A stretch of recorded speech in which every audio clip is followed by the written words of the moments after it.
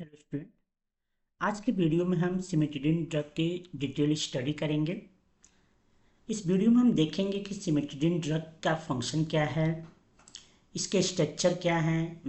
जो है synthesis, process of synthesis क्या है, मैकेनिज्म ऑफ एक्शन क्या है, यूजेज क्या है और मेन इसके साइड इफेक्ट क्या है। चलिए स्टार्ट करते हैं। सिमिटिडिन इज द H2 एंटाहिस्टामिनिक या H2 antagonist block H2 receptor used in the treatment of peptic या gastric ulcer by reducing gastric acid secretion। सिमिटिडिन क्या करता है, ये H2 रिसेप्टर से बाइंड होकर क्या करता है, जो कि हिस्टामिन जो है H रिसेप्टर से बाइंड होकर हमारा एसिड का सिक्रीशन करा रहा था, उसको क्या करता है, ये इनहिबिट कर देता है। तो सिमिटिडिन क्या है, H2 रिसेप्टर एंटागोनिस्ट है, जो कि हिस्टामिन के द्वारा जो है एसिड का सिक्रीशन हो रहा था हमारे गैस्ट्रिक जो है ल्यूमेन में, उसको जो है क्या कर देता है, एसिड सिक्रीशन को डिक्रीज कर देता है। तो सिमिटिडिन इज H2 एंटीहिस्टामिनिक, यानी कि सिमिटिडिन जो है H2 एंटीहिस्टामिनिक, H2 रिसेप्टर से जो हिस्टामिन बाइंड होकर एसिड का सिक्रीशन करा रहा था उसको इनहिबिट कर देता है। यानी कि H2 रिसेप्टर एंटागोनिस्ट होता है, जो कि क्या करता है, हिस्टामिन के एक्शन को क्या कर देता है, इनहिबिट कर देता है, जिससे क्या कहता है कि गैस्ट्रिक एसिड का सिक्रीशन जो है क्या हो जाता है, डिक्रीज कर जाता है। स्ट्रक्चर हम देखते हैं सिमिटिडिन का, ये हमारा सिमिटिडिन का स्ट्रक्चर है। देखिए सिमिटिडिन में ये इमिडाजोलिन क्या होता है, तो 5 एटम्स का एक रिंग होता है जिसमें कि फर्स्ट और थर्ड पोजीशन पर नाइट्रोजन होता है, उसको हम क्या बोलते हैं, इमिडाजोल रिंग बोलते हैं। सिमिटिडिन हमारा ग्वेनिडीन का डेरिवेटिव होता है। ग्वेनिडीन क्या है, ग्वेनिडीन देखिए ये ग्वेनिडीन का स्ट्रक्चर, डबल बॉन्ड NH2 तो अमीनो ग्रुप लगाते हैं, इसका डेरिवेटिव है।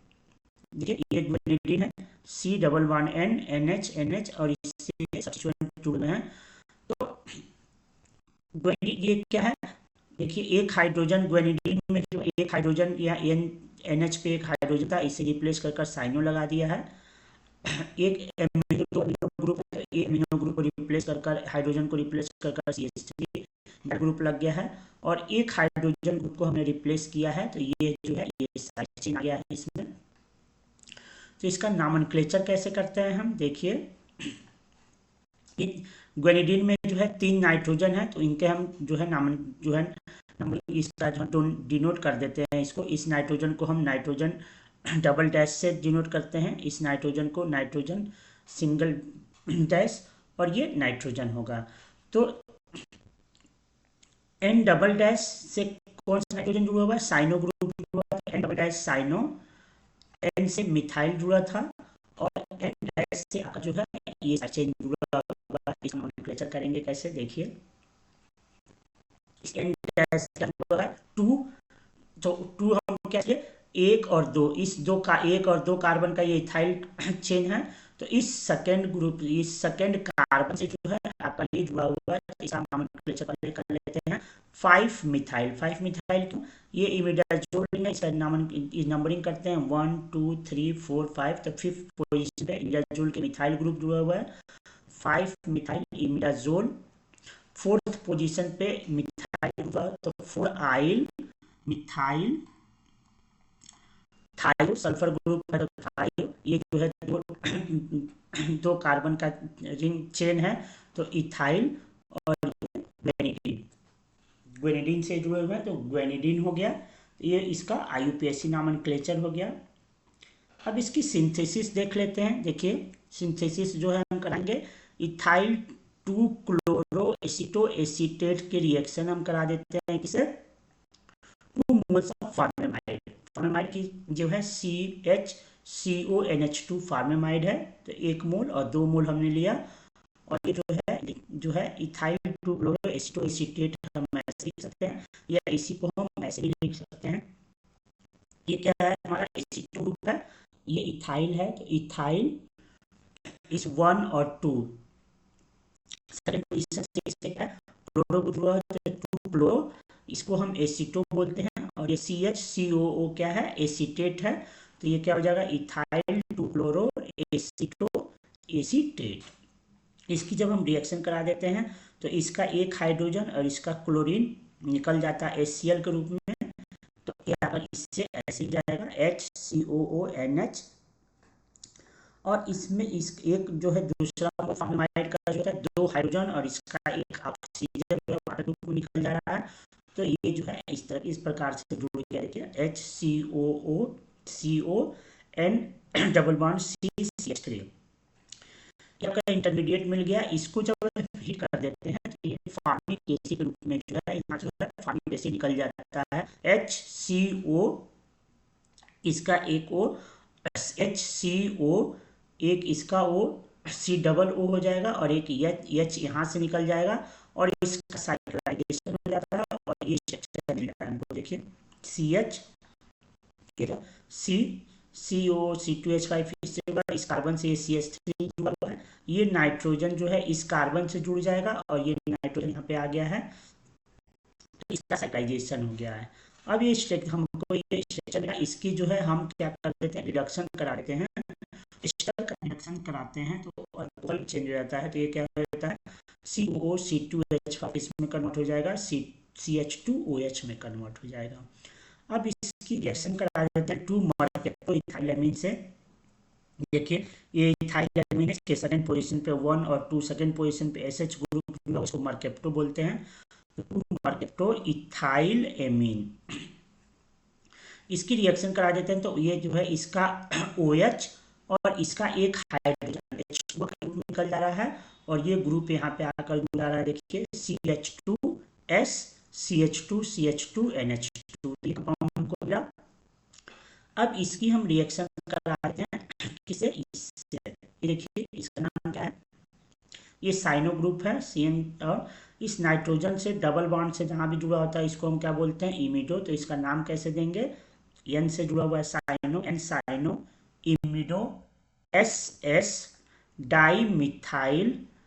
डाइथायो कार्बोनेट, इसको जो है क्या बोलेंगे, N cyano imido SS dimethyl dithio carbonate बोलेंगे। तो इसकी हम रिएक्शन इसे करा देते हैं तो क्या हो जाएगा, ये देखिए CH3, यहाँ से CH3S और इसका एक हाइड्रोजन लेकर कैसे निकल जाएगा, CH3SH के रूप में निकल जाएगा और ये ग्रुप जो है पूरा आकर जो है इससे जुड़ जाएगा, तो देखिए क्या बन जाता है CH3, यहाँ CH2S CH2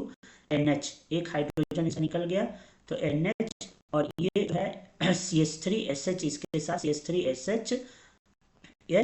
और इसका एक हाइड्रोजन निकल गया, ये ग्रुप पूरा आकर जो है इससे जुड़ जा रहा है, तो ये बन जाएगा हमारा क्या, NH C double bond NCN SCH3 बन गया। अब इसकी हम जो है रिएक्शन करा देते हैं किससे, मिथाइल एमीन से CH3NH2 से, तो क्या हो जाता है, देखिए ये जो है यहाँ से क्या हो जाएगा, यहाँ से CH3S और एक मिथाइल एमिनो ग्रुप का एक हाइड्रोजन जो है लेकर निकल जाएगा,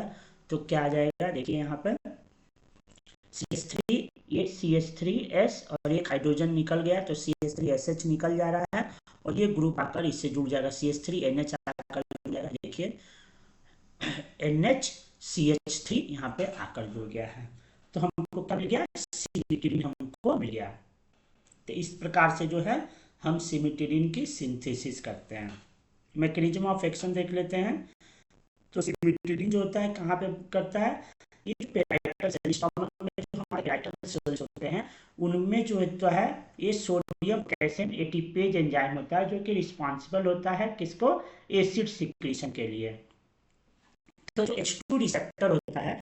इस हिस्टामिन H2 रिसेप्टर हिस्टामिन जो है आकर बाइंड होता है और ये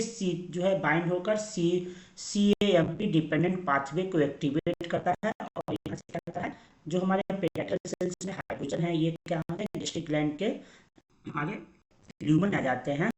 तो जैसे ही हाइड्रोजन ल्यूमेन में आता है यहाँ से जो पोटेशियम होता है हमारे वो अंदर जाता है और इसका क्या होता है कि जो क्लोराइड अंदर होता है वो बाहर आ जाता है, ल्यूमेन में जाता है और ये हाइड्रोजन क्लोराइड मिलकर हमारे HCl का एस्टिक एसिड का जो है सिक्रीशन करते हैं, फॉर्मेशन करते हैं। तो ये सोडियम पोटेशियम एटीपेज को हम क्या बोलते हैं, प्रोटॉन पंप बोलते हैं, जो रिस्पॉन्सिबल होता है एसिड के सिक्रीशन के लिए। तो इसका मैकेनिज्म ऑफ एक्शन देख लेते हैं। Cimetidine inhibit the acid production by reversibly competing with histamine for binding with H2 receptor on the basolateral membrane of the parietal cell। जो हमारे स्टोमक में जो पेराइटल सेल्स होते हैं उनके H2 रिसेप्टर से जो है सिमिटिडीन जो है बाइंड हो जाता है, और हिस्टामिन जो कि रिस्पॉन्सिबल था एसिड के सिक्रीशन के लिए, उसके एक्शन को क्या कर देता है, इनहिबिट कर देता है। हिस्टामिन जब बाइंड हो रहा था H2 रिसेप्टर से तो क्या कर रहा था, histamine on H2 receptor produces CAMP dependent protein kinase that activate the hydrogen potassium ATPase enzyme, उसी को क्या बोलते हैं, proton pump, to produce acid. Acid का प्रोडक्शन कर रहा था। लेकिन सिमिटिडीन क्या कर रहा था, ये जो है H2 रिसेप्टर से बाइंड होकर क्या कर रहा है, हिस्टामिन के एक्शन को इनहिबिट कर दे रहा है, जिससे कि जो एसिड प्रोडक्शन हो रहा था वो क्या हो जाता है, रिड्यूस हो जाता है। तो H2 antagonist reversibly bind with the H2 receptor and reduce the CAMP formation which is responsible for activation of proton pump। जो CAMP फॉर्मेशन हो रहा था हिस्टामिन के द्वारा H2 रिसेप्टर पे बाइंड होने का, इसको क्या कर देता है, जो H2 एंटागोनिस्ट सिमिटिडीन है वो इसको क्या कर देता है, रिड्यूस कर देता है, जिससे कि क्या हो जाता है कि गैस्ट्रिक एसिड फॉर्मेशन जो है वो कम हो जाता है। यूजेज क्या है इसके, it is used in the treatment of peptic ulcer, हमारे जो है पेट में जो है अल्सर हो जा रहा है, घाव हो जा रहा है, उसको कम करने के लिए। It is used to prevent gastritis, अगर हमारे गैस्ट्राइटिस हो जा रही है जो है उसको प्रिवेंट करता है ये। It is used in the treatment of डियोडिनल ulcer को ट्रीटमेंट में काम करता है। And it is used in the GERD क्या होता है, गैस्ट्रोइसोफेजियल रिफ्लक्स डिजीज होता है, उसको भी क्या करता है, ट्रीटमेंट के लिए यूज होता है। तो गैस्ट्रोइसोफेजियल रिफ्लक्स डिजीज क्या होता है, जब कभी कभी हमें ऐसा महसूस होता है कि हमारा अंदर का खाना जो है हमारे जो है गले तक आ गया है, जलन होता है, गले में ढिकार आता है, उस कंडीशन को हम क्या बोलते हैं, GERD, गैस्ट्रोइसोफेजियल रिफ्लक्स डिजीज। तो उसके भी ट्रीटमेंट में काम आता है। सिमिटिडीन अगर हम लगातार महीनों तक ले रहे हैं तो इसका साइड इफेक्ट क्या होता है, सिमिटिडीन जो है अगर हम लगातार महीनों तक लेते हैं तो ये क्या करता है, एंटी एंड्रोजन इफेक्ट शो करता है, यानी कि जो मेल हार्मोन्स होते हैं उनको जो है क्या कर देता है, वो डिक्रीज कर देता है, जिससे क्या कर देता है, जिससे क्या रिजल्ट होता है, गायनेकोमेस्टेसिया में पेशेंट ट्रीटेड फॉर मंथ और मोर। ऐसे पेशेंट जो कि सिमिटिडीन महीनों तक ले रहे हैं उनमें क्या होता है, जो मेल हार्मोन्स की कमी हो जाती है तो गायनेकोमेस्टेसिया का शिकायत हो जाता है उनमें। गायनेकोमेस्टेसिया में क्या होता है, मेल के जो ब्रेस्ट अनडेवलप्ड होते हैं, तो इसमें क्या होता है कि मेल का ब्रेस्ट जो होता है फीमेल की तरह क्या होता है, स्वेलिंग हो जाती है उसमें,